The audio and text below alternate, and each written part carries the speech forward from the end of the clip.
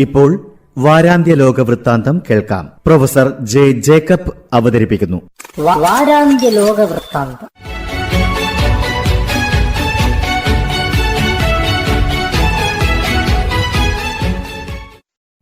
എല്ലാ മാന്യ ശ്രോതാക്കൾക്കും ലോകവൃത്താന്തത്തിലേക്ക് സ്വാഗതം. ഉത്തരാഖണ്ഡ് സംസ്ഥാനം യൂണിഫോം സിവിൽ കോഡ് പാസാക്കി. ആദ്യമായിട്ടാണ് നമ്മുടെ രാജ്യത്ത് ഒരു സംസ്ഥാനം ഇങ്ങനെയൊരു നിയമനിർമ്മാണം നടത്തുന്നത്. എല്ലാ പൗരന്മാർക്കും ബാധകമായ പൊതുവായ ഒരു സിവിൽ നിയമം ഉണ്ടാകണം എന്നത് വളരെ നല്ല ഒരാശയമാണ്. ഭരണഘടനയിൽ പോലും ഇങ്ങനെ ഒരു നിർദ്ദേശമുണ്ട്. നിയമത്തിലെ തുല്യത ദേശീയോദ്ഗ്രഥനത്തെ പ്രോത്സാഹിപ്പിക്കും എന്ന സങ്കല്പത്തിലാണ് ഈ നിർദ്ദേശം. ന്യൂനപക്ഷങ്ങൾ വലിയ ആശങ്കയോടെയാണ് ഇതിനുള്ള നിയമനിർമ്മാണത്തെ കാണുന്നത്. തങ്ങളുടെ സാംസ്കാരിക പൈതൃകത്തെ തകർക്കാനുള്ള ഒരു ഗൂഢപദ്ധതിയായിട്ടാണ് ഏകീകൃത സിവിൽ കോഡ് നിർമ്മിക്കുന്നതിനുള്ള നിർദ്ദേശങ്ങൾ പലപ്പോഴും ചിത്രീകരിക്കപ്പെടുന്നത്. നിർദ്ദിഷ്ട നിയമത്തിൻ്റെ കരടുരൂപം പ്രസിദ്ധീകരിക്കുകയും ബന്ധപ്പെട്ട കക്ഷികളുമായി ചർച്ചകൾ നടത്തുകയും ചെയ്യണം. ന്യായമായ ഭേദഗതികൾ ഉൾക്കൊള്ളാനും തയ്യാറാകണം.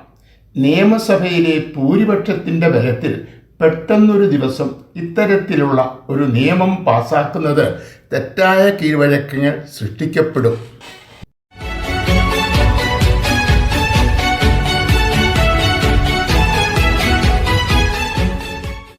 നമ്മുടെ അയൽരാജ്യമായ പാകിസ്ഥാനിൽ വ്യാഴാഴ്ച പൊതു തിരഞ്ഞെടുപ്പ് നടന്നു.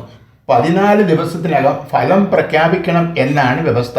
തന്മൂലം ഫെബ്രുവരി 22 മുമ്പ് ഫലം വരുമെന്ന് തോന്നുന്നില്ല. നവാസ് ഷെരീഫ് നയിക്കുന്ന മുസ്ലിം ലീഗാണ് പ്രധാന കക്ഷി.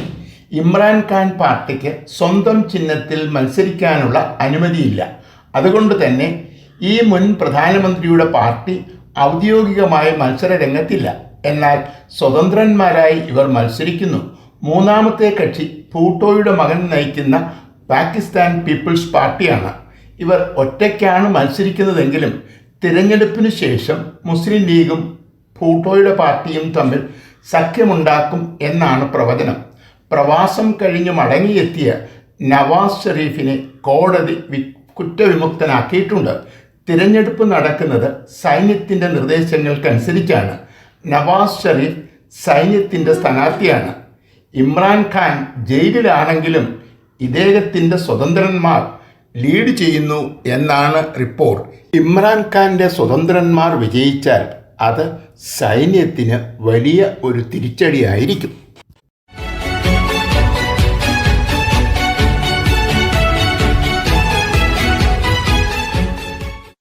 ഒരു ചൈനീസ് കപ്പലിന് തങ്ങളുടെ തീരത്ത് നങ്കൂരമിടാൻ മാലിദ്വീപ് അനുമതി നൽകി.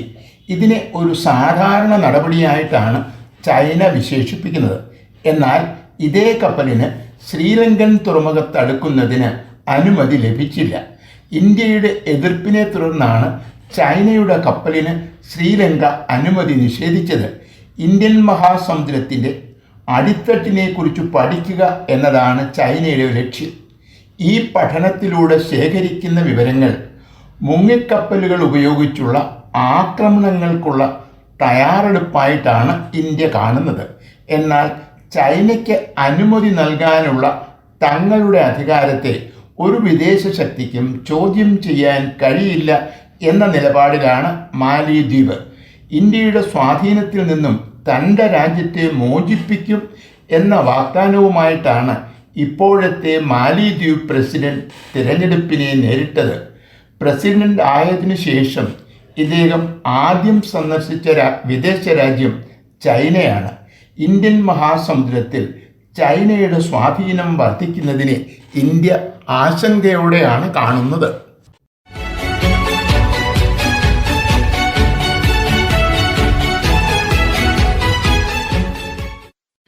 പ്രതീക്ഷിച്ചിരുന്നത് പോലെ തന്നെ അമേരിക്ക പ്രത്യാക്രമണം നടത്തി. ജോർദാനിലുള്ള അമേരിക്കയുടെ സൈനിക താവളം ആക്രമിച്ചവർക്കെതിരെ തിരിച്ചടിയുണ്ടാകുമെന്ന് നേരത്തെ തന്നെ അമേരിക്ക അറിയിച്ചിരുന്നതാണ്. സിറിയയിലും ഇറാഖിലും പ്രവർത്തിക്കുന്ന ഇറാൻ്റെ പിന്തുണയുള്ള തീവ്രവാദി സംഘടനയുടെ താവളങ്ങളെയാണ് ശനിയാഴ്ച അമേരിക്ക ആക്രമിച്ചത്. തൊട്ടടുത്ത ദിവസം യമൻ കേന്ദ്രീകരിച്ച് പ്രവർത്തിക്കുന്ന ഹൗദി താവളങ്ങളെയും അമേരിക്ക ആക്രമിച്ചു. ഈ രണ്ടു സ്ഥലങ്ങളിലും തീവ്രവാദി സംഘങ്ങളെ ആളും അർത്ഥവും നൽകി പരിപാലിക്കുന്നത് ഇറാനാണ്. ഇറാനെതിരെയുള്ള ആക്രമണം അമേരിക്ക ഒഴിവാക്കി. ഇറാഖിലെയും സിറിയയിലെയും തീവ്രവാദി സംഘങ്ങൾ അമേരിക്കയ്ക്കെതിരെയുള്ള ആക്രമണങ്ങൾ തൽക്കാലം നിർത്തിവെച്ചിരിക്കുകയാണ്. എന്നാൽ ചെങ്കടലിലെ പ്രതിരോധം തുടരാനാണ് ഹൗദികൾ തീരുമാനിച്ചിരിക്കുന്നത്. ഹമാസിനെതിരെയുള്ള യുദ്ധം ഇസ്രായേൽ അവസാനിപ്പിക്കുന്നതുവരെ ചെങ്കടൽ പ്രതിരോധം തുടരും എന്നാണ് ഹൗദികൾ അറിയിക്കുന്നത്. അമേരിക്കയും ഇറാനും നേരിട്ട് ഏറ്റുമുട്ടാനുള്ള സാധ്യത ഇപ്പോഴും ഒഴിവായിട്ടില്ല.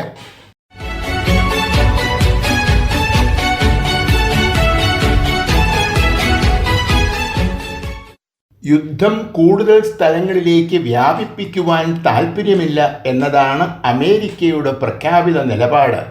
എന്നാൽ സിറിയ, ഇറാഖ്, യമൻ തുടങ്ങിയ രാജ്യങ്ങളിൽ അടുത്ത ദിവസം അമേരിക്ക നടത്തിയ ആക്രമണങ്ങൾ പ്രഖ്യാപിത നിലപാടിനെതിരാണ്.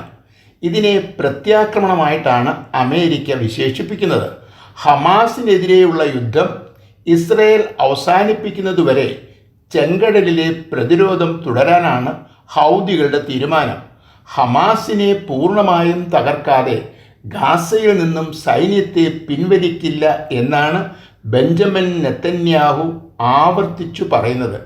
ഗാസയിലെ ജനജീവിതം നരകതുല്യമാണെങ്കിലും യുദ്ധം അവസാനിപ്പിക്കുന്നതിനെക്കുറിച്ച് ആലോചിക്കാൻ ഹമാസും തയ്യാറാകുന്നില്ല.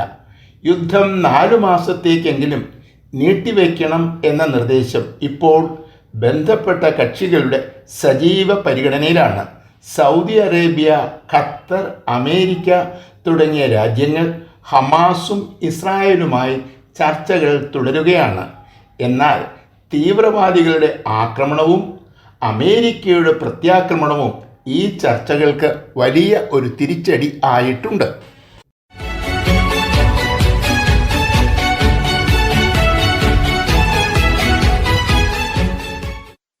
സ്വവർഗ വിവാഹങ്ങൾ ആശീർവദിക്കാൻ ഏതാനും ദിവസങ്ങൾക്ക് മുൻപ് ഫ്രാൻസിസ് മാർപ്പാപ്പ കത്തോലിക്ക പുരോഹിതന്മാർക്ക് അനുമതി നൽകി. ഇതിനെതിരെ പല കോണുകളിൽ നിന്നും വിമർശനമുണ്ടായി. കത്തോലിക്ക സഭയോട് ചേർന്ന് നിൽക്കുന്ന ആഫ്രിക്കയിലെ ബിഷപ്പുമാരുടെ സമൂഹം പോലും ഈ നിലപാടിനെ എതിർക്കുകയും ഇത്തരം വിവാഹങ്ങൾ ആശീർവദിക്കില്ല എന്ന് പരസ്യമായി പ്രഖ്യാപിക്കുകയും ചെയ്തു. ഒരു മാസികയ്ക്ക് ഈ ആഴ്ചയിൽ നൽകിയ അഭിമുഖത്തിൽ പരിശുദ്ധ പിതാവ് തൻ്റെ നിലപാട് ആവർത്തിക്കുകയും ചോദ്യങ്ങൾക്ക് മറുപടി നൽകുകയും ചെയ്തു. ഒരു വ്യവസായിയെ അനുമോദിക്കുമ്പോൾ അയാൾ തൊഴിലാളികളെ ചൂഷണം ചെയ്തു എന്നത് ചർച്ചയാകാറില്ല. ഒരു സ്വവർഗാനുരാഗിക്കാണ് ഈ പരിഗണന നൽകുന്നതെങ്കിൽ അത് വലിയ ചർച്ചയാകുന്നു. വ്യവസായിയെപ്പോലെ ഒരു ചൂഷണവും ഇവർ ചെയ്യുന്നില്ല. സൃഷ്ടിയിലെ പ്രത്യേകതകളാണ് അസാധാരണ സ്വഭാവവിശേഷത്തിന് കാരണം. നൂറ്റാണ്ടുകളായി പൊതുസമൂഹം അവജ്ഞയോടെ കാണുന്ന ഇവരും ദൈവത്തിൻ്റെ സൃഷ്ടിയാണെന്നും ഒരു വിവേചനവും പാടില്ല എന്നുമാണ് പരിശുദ്ധ പിതാവിൻ്റെ ഉപദേശം.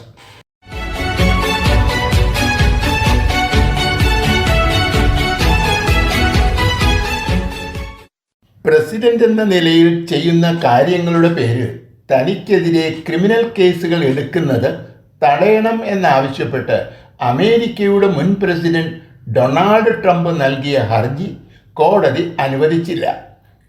തിരഞ്ഞെടുപ്പിൽ വിജയിച്ച ജോ ബൈഡൻ അധികാരമേറ്റെടുക്കുന്നത് തടയാൻ ശ്രമിച്ചു എന്നതായിരുന്നു ട്രംപിനെതിരെയുള്ള കേസ്. പ്രസിഡന്റിന് നിയമപരമായ പരിരക്ഷ ഉണ്ട് എന്നാണ് ട്രംപ് വാദിച്ചത്. കേസ് കേട്ട ഫെഡറൽ കോടതിയിലെ 3 ന്യായാധിപന്മാരും ഇങ്ങനെ ഒരു പരിരക്ഷ നിയമം അനുവദിക്കുന്നില്ല എന്നാണ് അഭിപ്രായപ്പെട്ടത്. ഇതിനെ ചരിത്രപരമായ വിധി എന്നാണ് പലരും വിശേഷിപ്പിച്ചത്. നിയമത്തിനു മുൻപിൽ എല്ലാവരും തുല്യരാണ്. അധികാരം നഷ്ടപ്പെടുമ്പോൾ വ്യവഹാരങ്ങൾ ഉണ്ടാകുമെന്ന ഭയം മൂലം ധീരമായ നടപടികൾ സ്വീകരിക്കാൻ പ്രസിഡന്റുമാർ തയ്യാറാകില്ല എന്നാണ് ട്രംപിൻ്റെ പ്രതികരണം. സുപ്രീം കോടതി ഈ വിധി അംഗീകരിച്ചാൽ ഗുരുതരമായ പല കേസുകളിലും ട്രംപിന് വിചാരണ നേരിടേണ്ടി വരും. എന്നാൽ ഈ വർഷം നടക്കുന്ന തിരഞ്ഞെടുപ്പിന് മുൻപ് ഒരു കേസിലും അന്തിമ വിധി ഉണ്ടാവില്ല.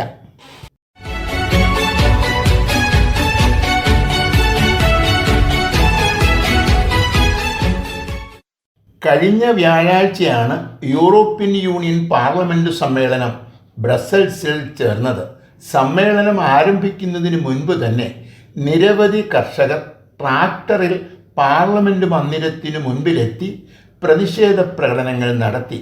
യുദ്ധത്തിൻ്റെ പശ്ചാത്തലത്തിൽ ഉക്രൈനിന് നൽകുന്ന ആനുകൂല്യങ്ങൾക്കെതിരെയായിരുന്നു പ്രതിഷേധം. വില കുറഞ്ഞ കാർഷികോൽപ്പന്നങ്ങൾ ഉക്രൈനിൽ നിന്നും ഇറക്കുമതി ചെയ്യുന്നതിനാൽ കമ്പോളത്തിൽ തങ്ങളുടെ ഉൽപ്പന്നങ്ങളുടെ വില കുറയുന്നു, ഉക്രൈനിലേക്ക് കയറ്റുമതി ചെയ്യുന്ന ഉൽപ്പന്നങ്ങൾക്ക് ന്യായമായ വില ലഭിക്കുന്നില്ല തുടങ്ങിയവയായിരുന്നു പ്രധാന മുദ്രാവാക്യങ്ങൾ. ഇതിനു സമാനമായ പ്രകടനങ്ങൾ പല യൂറോപ്യൻ രാജ്യങ്ങളിലും ഉണ്ടായി. ഉക്രൈനിന് സാമ്പത്തിക സഹായം നൽകുന്നതിനെ ഹംഗറി പരസ്യമായി എതിർക്കുന്നു. റിപ്പബ്ലിക്കൻ പാർട്ടിയുടെ എതിർപ്പ് മൂലം ഉക്രൈനിന് കൂടുതൽ സഹായം എത്തിക്കാൻ അമേരിക്കൻ പ്രസിഡന്റ് ജോ ബൈഡന് കഴിയുന്നില്ല. സഹായം വർദ്ധിപ്പിക്കണമെന്ന് സെലൻസ്കി നിരന്തരം ആവശ്യപ്പെടുന്നു. ഈ യുദ്ധം വലിയ ഒരു ആഗോള പ്രതിസന്ധിയായി അനുദിനം വളരുകയാണ്.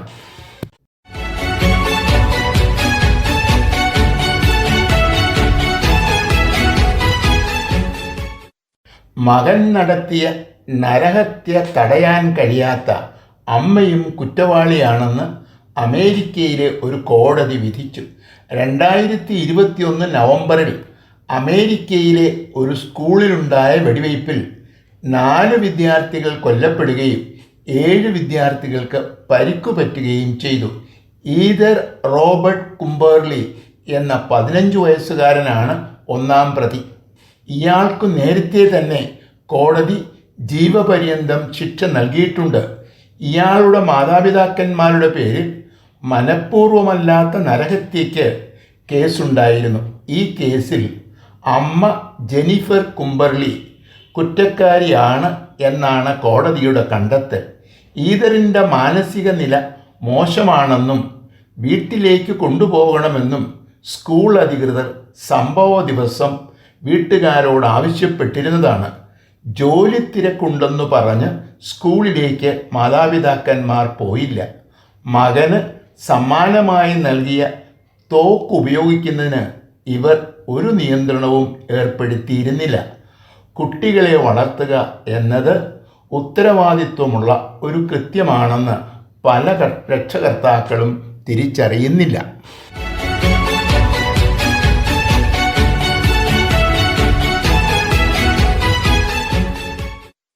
കാൽപന്തു കളിയുടെ രാജാവായ ലയണൽ മെസ്സി വലിയ ഒരു വിവാദത്തിൽപ്പെട്ടിരിക്കുകയാണ്. ഈ ഞായറാഴ്ച ഹോങ്കോങ്ങിൽ നടന്ന സൗഹൃദ മത്സരത്തിൽ ഇദ്ദേഹം പങ്കെടുക്കുമെന്ന് നേരത്തെ തന്നെ സംഘാടകർ പ്രഖ്യാപിച്ചിരുന്നതാണ്. വെള്ളിയാഴ്ച മെസ്സിയും സംഘവും ഹോങ്കോങ്ങിൽ എത്തുകയും ചെയ്തു. ഇതേ തുടർന്ന് ടിക്കറ്റുകൾ വൻതോതിൽ വിറ്റുപോവുകയും ചെയ്തു. മത്സരവേദിയിൽ മെസ്സി ഹാജരായതോടെ ആരാധകർ വലിയ ആവേശത്തിലായി.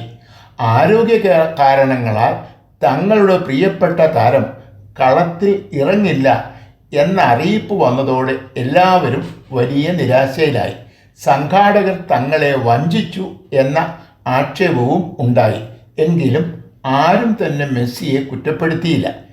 ഇതുപോലെ ഒരു മത്സരം ബുധനാഴ്ച ജപ്പാനിൽ നടന്നതോടെയാണ് മെസ്സി പ്രതിയായത്. രോഗബാധിതനാണെന്ന് കരുതിയിരുന്ന താരം കളത്തിലിറങ്ങുകയും പതിവ് പോലെ കളിക്കുകയും ചെയ്തു. 2 ദിവസത്തിനുള്ളിൽ രോഗം എങ്ങനെ ഭേദമായി എന്നാണ് ആരാധകർ അന്വേഷിക്കുന്നത്. ആരാണ് തങ്ങളുടെ പ്രിയപ്പെട്ട താരത്തെ വിലക്കിയത് എന്നും ചോദിക്കുന്നുണ്ട്. വാരാന്ത്യ ലോക വൃത്താന്തം.